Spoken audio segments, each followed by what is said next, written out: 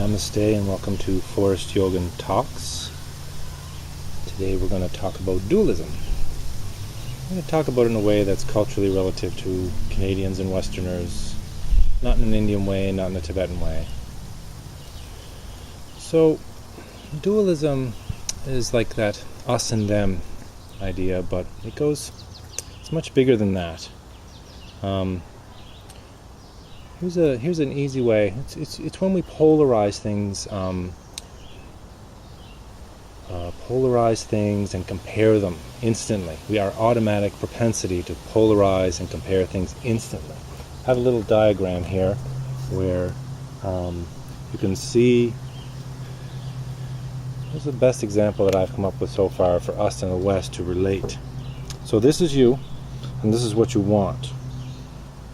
And invariably, we're moving towards what we want, and certain circumstances take us into a different spot. So any point along here, we're sort of saying, I wish I was there. That's where I want to be, that's where I need to be. And what happens is 95% of the time is different. So when we're there and polarizing and saying, this is where I am, but this is where I want to be, and comparing it and pitting it against something without even thinking, without even being aware that we're doing it, we're missing the perfection that is right where we are. Because the Absolute is manifesting what's perfect for us at the leading edge of our path. So it gets into different things like joy and pain. They're not separate. Joy and pain are different qualities of the same thing. So, it is said in the Indian and Tibetan lineages that dualistic clinging is the source of all suffering. So if you're clinging to something, you're pushing something away. So, in fact, the more we push something away, the more it comes right at us. And the more we cling to something, the more we push it away. There's a non-dual natural spot that we work towards perfecting in the path of yoga and Dharma. And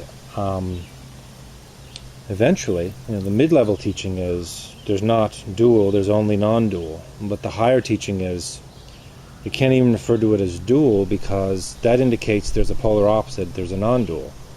So in the Vajrayana or the higher, subtler teachings, I shouldn't use the word higher. Higher is a dualistic term. But in the subtler teachings, it's as it is, or the natural state. It's neither dual nor non-dual.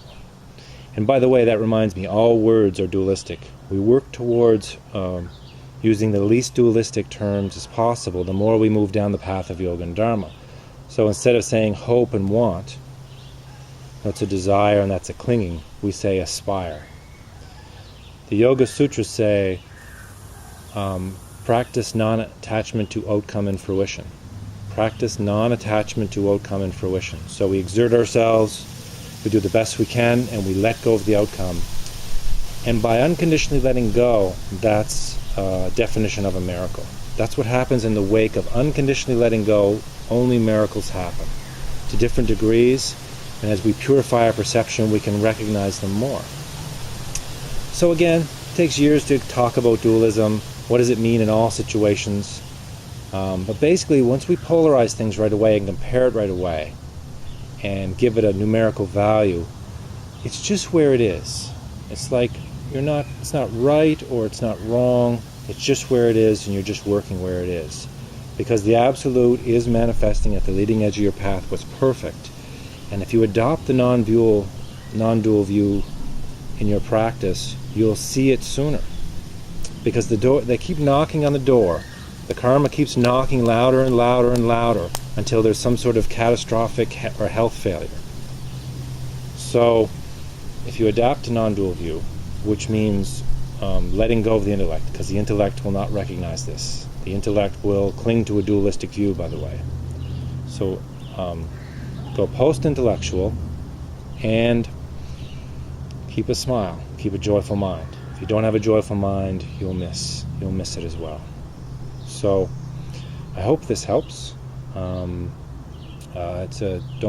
judge yourself for taking years to figure out dualism and non-dualism and the natural state, which is neither dual nor non-dual. It takes years. And again, if you ask the intellect these questions, it's the wrong department. So let go, and maybe in time, with practice, removing blockages from the subtle body, space, you'll see what the natural state is, a non-dual state. You'll get glimpses of it. You'll be reminded when you're a child. And what they say, the yogins and yoginis just reside in non-dual bliss, non-dual joy. So I wish you non-dual joy. Namaste.